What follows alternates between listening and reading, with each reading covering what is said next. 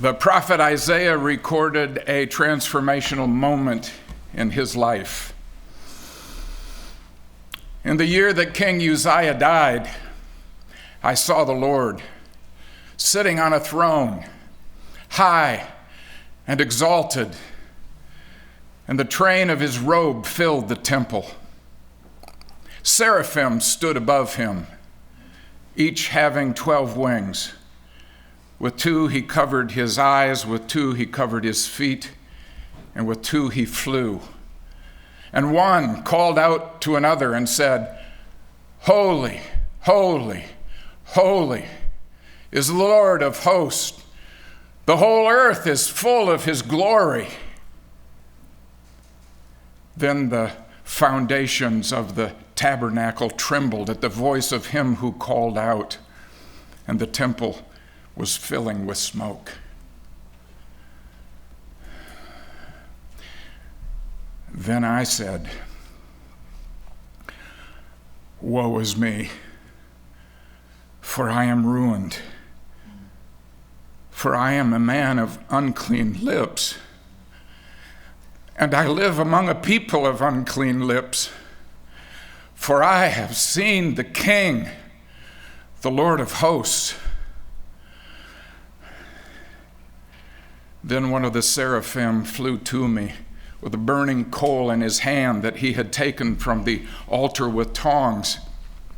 He touched my mouth and said, "Behold, this has touched your lips, and your iniquity is taken away. Your sin is atoned for."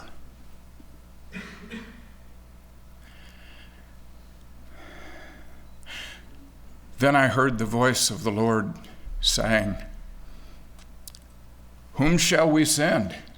And who will go for us?"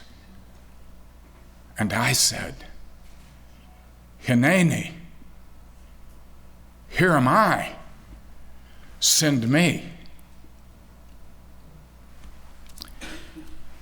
A little chorus that I learned when I grew up in Sunday school must have had Isaiah chapter 6 in mind when the words were written, "After all he's done for me, after all he's done for me, how can I do less than give him my best and live for him completely after all he's done for me?" We are just coming off a spring break, preceded by that mission conference in which we heard of all the glorious things God is doing in the world, but the challenge it is for the persecuted church, and the challenge it is for us to get that message out.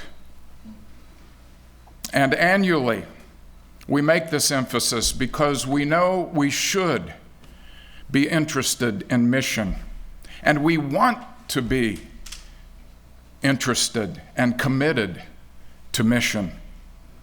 And when we hear of all the opportunity and when we hear of all the need, the question that always comes back to me is, how do I find my place of surrender so that I can hear God's call to mission?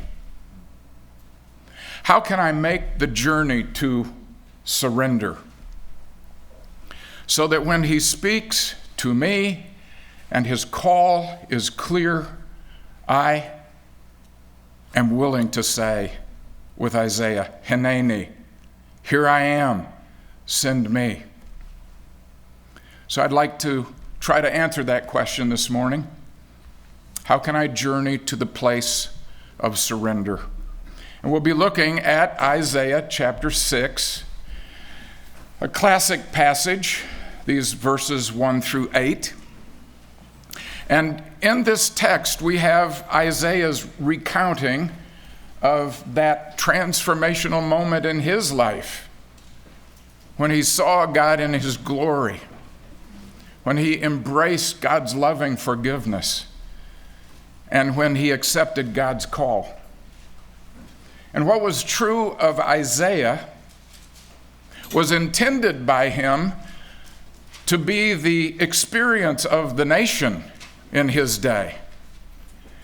His prayer, his hope, as he spoke and as he wrote these words, was that they would recognize their king, the king, that they would understand their redemption, and that they would accept the call to service.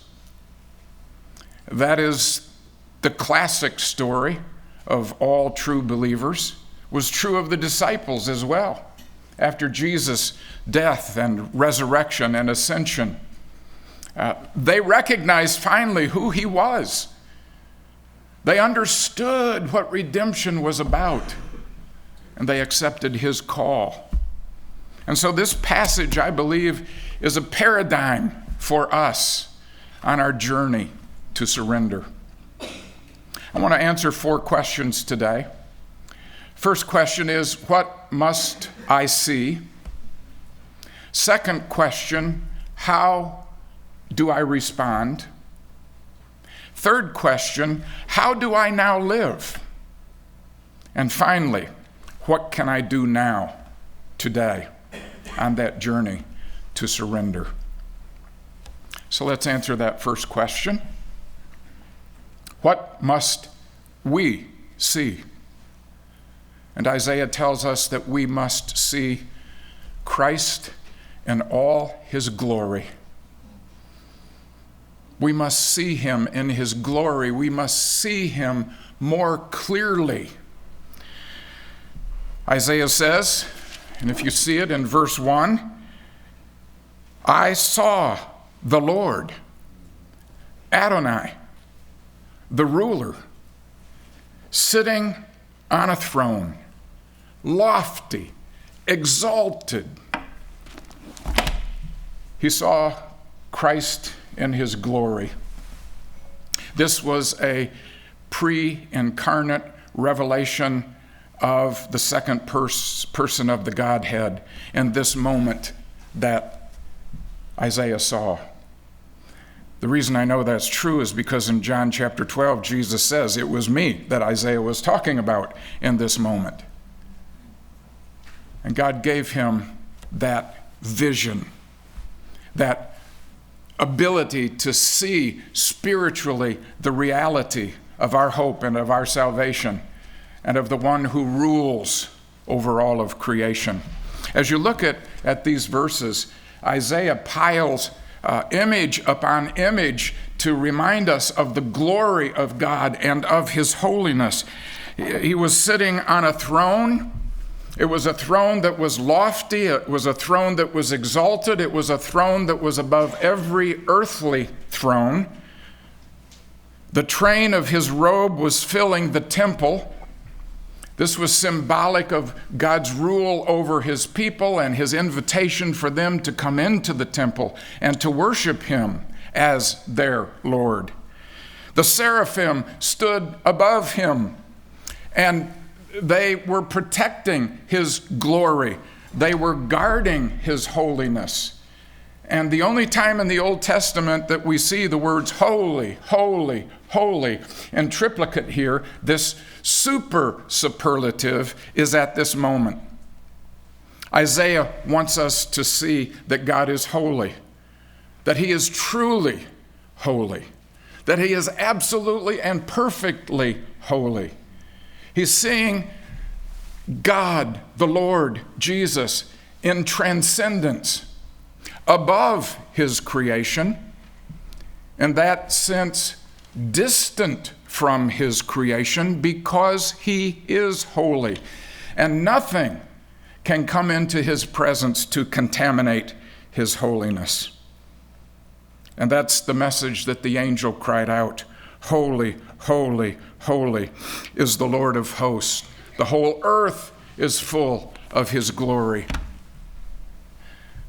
Uzziah reigned for 52 years. They were secure and prosperous years. But somewhere in the middle of his rule, he took God lightly. And he entered into the temple in a place where he was not supposed to go, even though he was the king. And because he intruded on God's holiness, God struck him with leprosy. And he had to live the rest of his life in isolation. He was still the king, he still ruled, but he died in this shame, and he died a man who felt the separation from a holy God. Isaiah went into the temple because after Uzziah died, the enemy from the north was knocking on the gates of Judah, and they were about to enter in. And so it was in this state of anxiety that Isaiah went into the temple and was given this vision of the Lord. The foundations of the threshold trembled, sticks and stones, recognizing the glory and holiness of God. Isaiah saw a reality that could not be perceived by the human senses. Our eyes, our ears, what we can taste and touch and smell, it's all wonderful, but it's so limited. Science cannot show us God. But the reality is there for those who have receptors, those spiritual receptors that enable us to see God in his holiness, in his glory. You all know there are sound waves in this room. There are light waves in this room, right? That's why you can see and hear me. There are radio waves in this room as well. That's why your phone is working right now, because it has the capacity to pick up what we can't see, what we can't hear. And God, from time to time, in his grace, as he did for Isaiah here, reveals to his people his glory. I remember when Elisha was running from the enemy, and his servant got up and one morning said, "We're surrounded by the enemy." And Elisha said, "Go back out. I'm going to pray that you'll be able to see reality." And the army of the Lord of hosts had surrounded them. When Shadrach, Meshach, and Abednego went into the fiery furnace, even the king of Babylon was able to see a fourth person there. John in Revelation has a vision of Christ in his glory, of him coming King of kings and Lord of lords. And I believe that the first step on the journey toward submission is to see God in his glory and in his holiness. And all of these first four verses are given to us so that we can have a sense of the great distance between us and a holy God. If we do not see God's holiness, we will not see our need. That leads me to the second question, and hopefully we get an answer from Isaiah. And that is, how do we respond to that vision of God's holiness? And he tells us here that our response is a response of embracing God's loving forgiveness, of embracing the redemption that he offers us, and to reciprocate that love, to love him more dearly. Isaiah first makes a confession. Look at verse 5 with me. Then, after I'd seen him in his glory, I said, "Woe is me, for I am ruined." If your eyes would run back to chapter 5, you would see 6 instances of Isaiah declaring, "Woe, woe, woe," 6 times on the nation of Israel, speaking of the judgment that was coming their way. They were ruined. Now he says, "Woe is me. I am ruined. For I am a man of unclean lips, the lips revealing what is in the heart. And I live among a people of unclean lips. And I know this because I have seen the King. I want you to look at that. I think that's significant there at the end of verse 5. For my eyes have seen. That was the first step. My eyes have seen the King. Not the king of Judah, not the king of Assyria, the king over all, who is the Lord of hosts. The first move in embracing God's forgiveness and loving him more dearly is to confess our sin. I look around the room and I see eager people, good people, better than most. I was going to say better than the seminary up the road or across the way, but I probably better not. You know, the problem is when we start comparing ourselves to other people, we look pretty good, don't we? When we compare ourselves to a holy God, we end up saying, woe is me, for I am of unclean lips. The fourth and fifth steps of the 12-step program are to do a fearless and searching inventory of our shortcomings, of our sin. That's wise advice. And the fifth step is to admit to God, to ourselves, and to another person the nature of our shortcomings. That's what Isaiah is doing here. And in response to that, God presents to him his redemption, his atonement. Verse 6, then one of the seraphim flew to me with a burning coal in his hand, which he had taken from the altar with tongs. Isaiah was in the temple. Sacrifices were offered there. It was on the altar that the animal with which the sinner was to identify was sacrificed, was burned.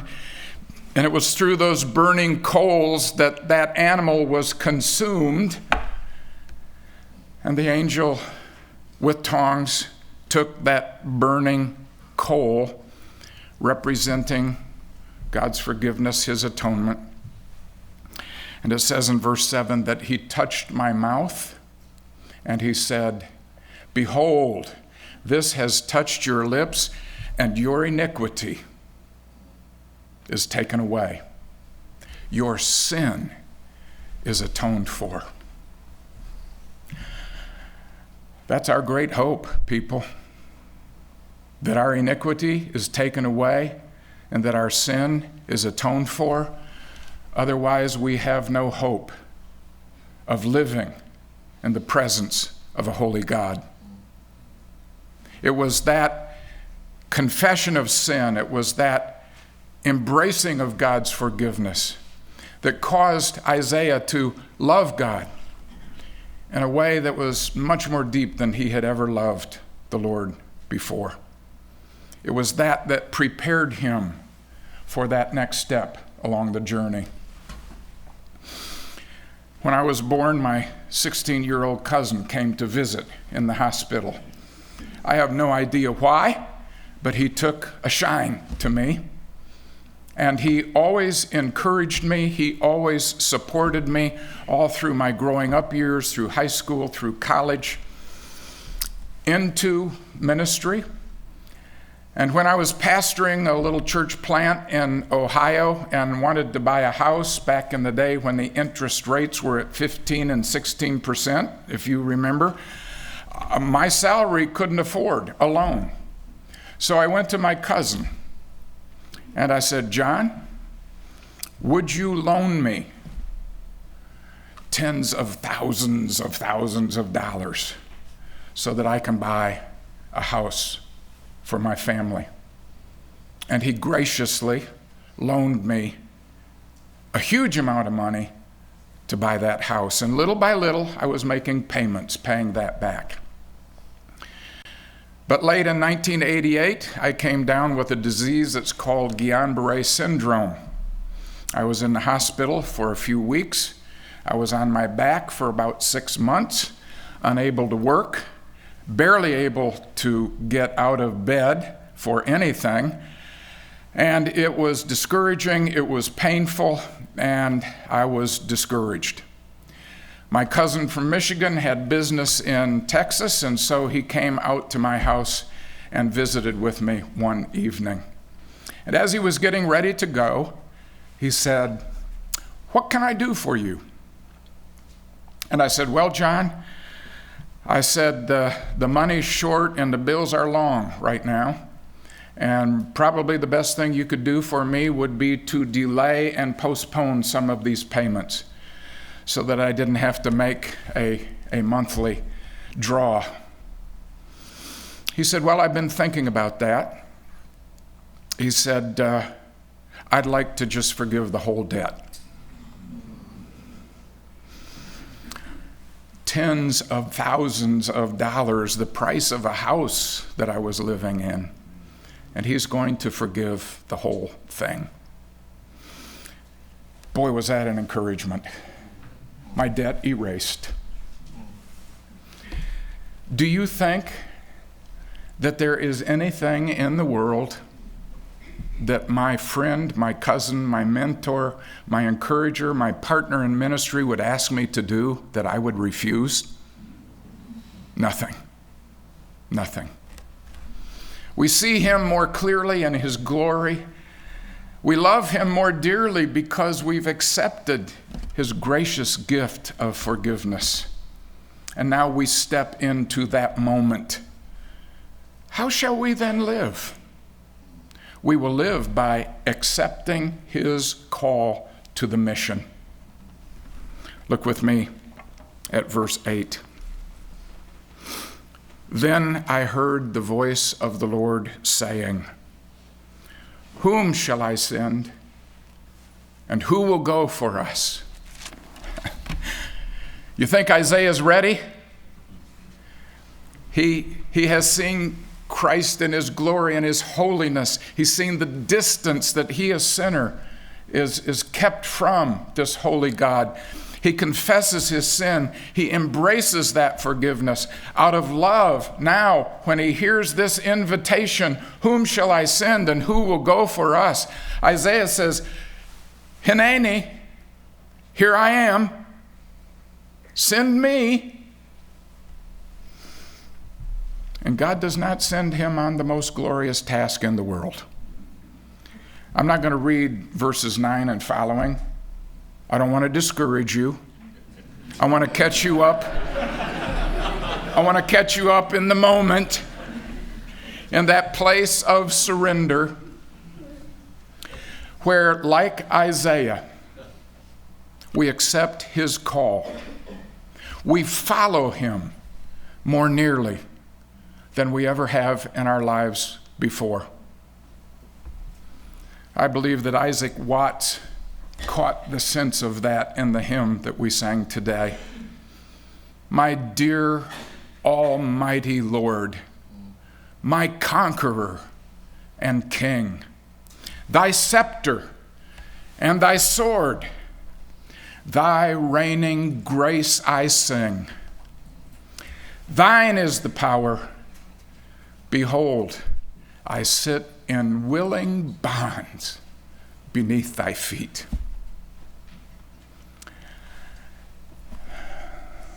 That's where we want to live. That's how we want to respond to God's call to mission, to ministry, whatever that might be. It may be to some far-off land. It may be in praying for those who have gone, in giving to them, maybe in corresponding with them to encourage them along the way. I think I see my little brother sitting in the back.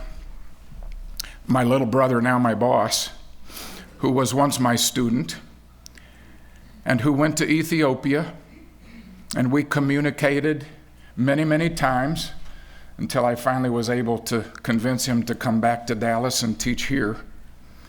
But there's such joy in that. There's Jonathan over there too.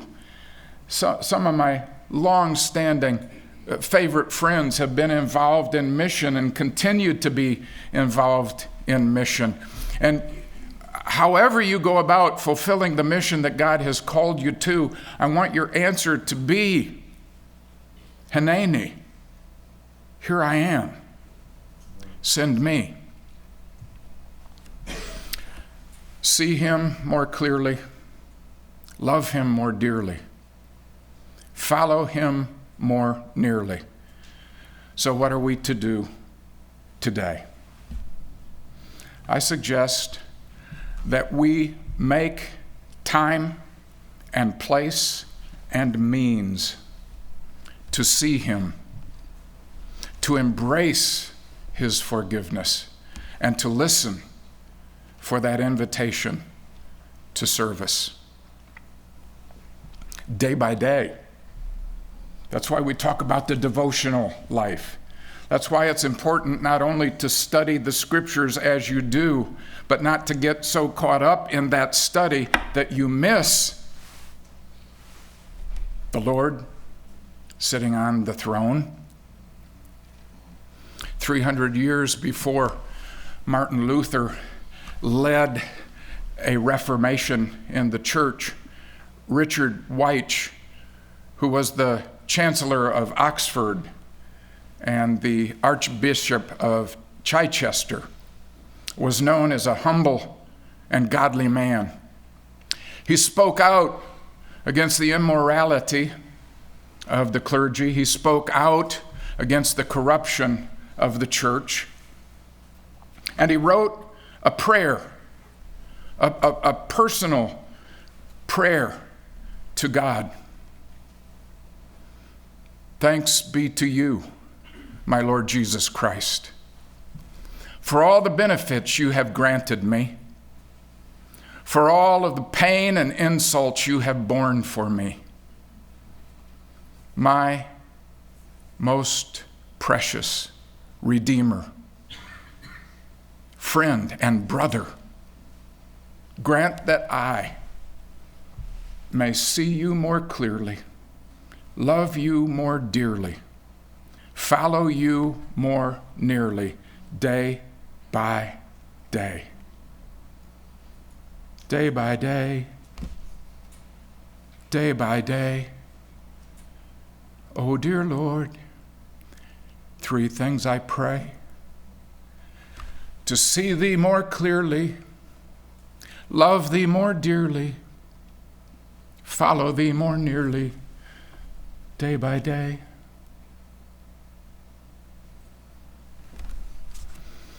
That song was picked up, that prayer was picked up, brought into a musical transformation that many of you may have heard from the musical Godspell.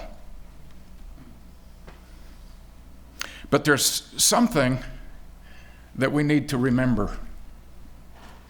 One of the stories I heard early in my life about making a Christian commitment was the story of how Hernando Cortez landed in the harbor of Veracruz in 1519.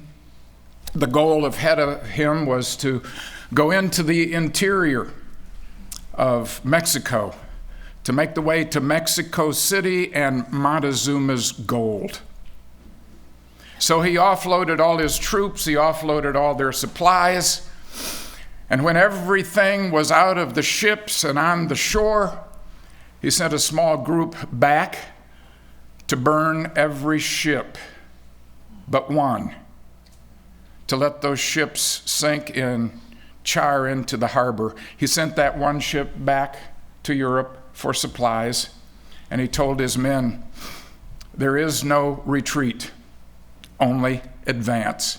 There is no question, only commitment. And it is time now to move forward. And I was told that's the commitment you need to make in the Christian life. That commitment now to move forward.